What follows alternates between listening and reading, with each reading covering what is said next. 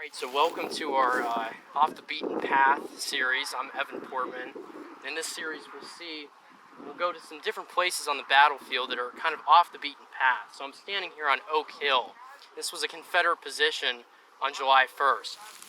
Now imagine you're Richard Ewell and Robert Rhodes, two Confederate generals in the 2nd Corps. Richard Ewell commands the Confederate 2nd Corps. Robert Rhodes is his division commander. And around mid-afternoon on July 1st, they're going to ride up on this hill. And imagine you're them and coming up over this hill on horseback and seeing what you see behind me.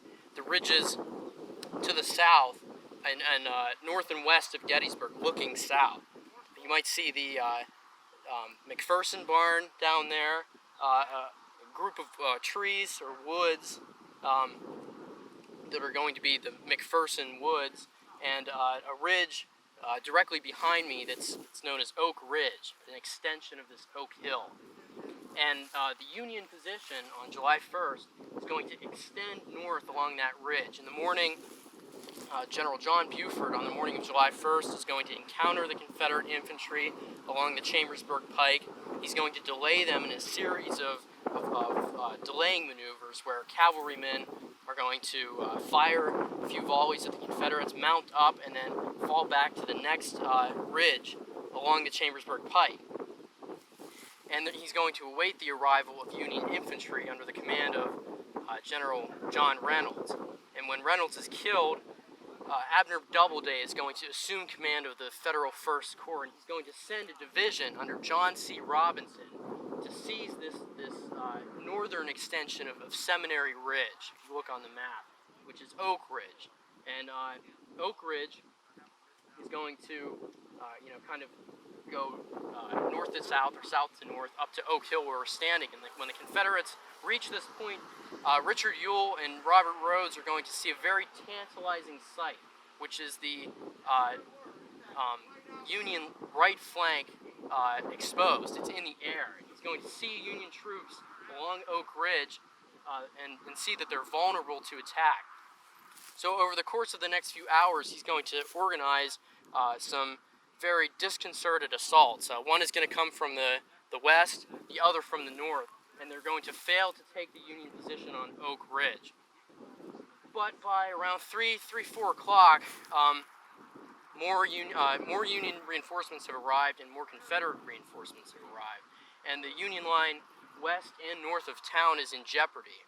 So John C. Robinson is going to ride up to the 16th Maine, which is a regiment in his division. He's going to ride up to the commander, Colonel Charles Tilden, and he tells Tilden to advance to the Mumsbury Road, which you see behind me, where it crests Oak Ridge, and he tells him to hold this spot at all costs.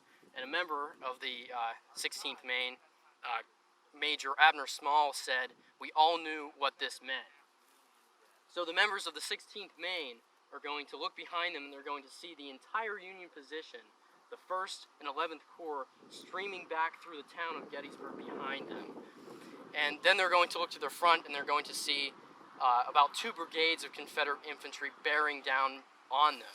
And one member of the 16th Maine is going to compare their position to that of scissors. So the Confederate brigades are the shears, and this veteran of the 16th Maine said that the 16th Maine was positioned in the axis of the shears, so the Confederates are closing in on them. And Tilden is going to organize his men into a V, very similar to what Joshua Lawrence Chamberlain does on the slopes of Little Round Top.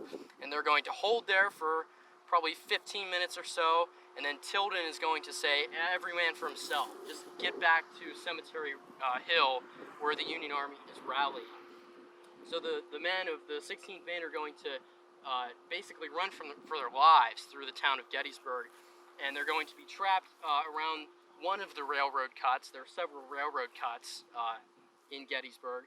At the one right behind Lee's headquarters, the Widow Thompson's house, some members of the color guard are going to take shelter in this railroad cut, and they know they're about to get captured. So Tilden and some of the officers are going to order the men to tear up the flags and stuff them in their pockets so that the Confederates can't capture them. Tilden himself is going to be captured by the Confederates, and rather than having them take his sword, he's going to stab it in the ground and break it off at the hilt as he's escorted to the rear. Now, only a handful of the 16th Maine is going to make it back to Cemetery Ridge, and Tilden is going to be escorted to a Confederate prison where he escapes later in the year, and then he's captured again in 1864, and then he escapes again later that year, and he's going to survive the war. But the 16th Maine has a few monuments at Gettysburg. One, the main monument, is down south of the half observation tower that you might be familiar with on Oak Ridge. There's a very small monument at the corner of Doubleday Avenue and the Mummasburg Road. And the reason I'm not there is I don't want to get run over by a tour bus. But that's a monument that few people know exists, and it commemorates the stand of the 16th Maine.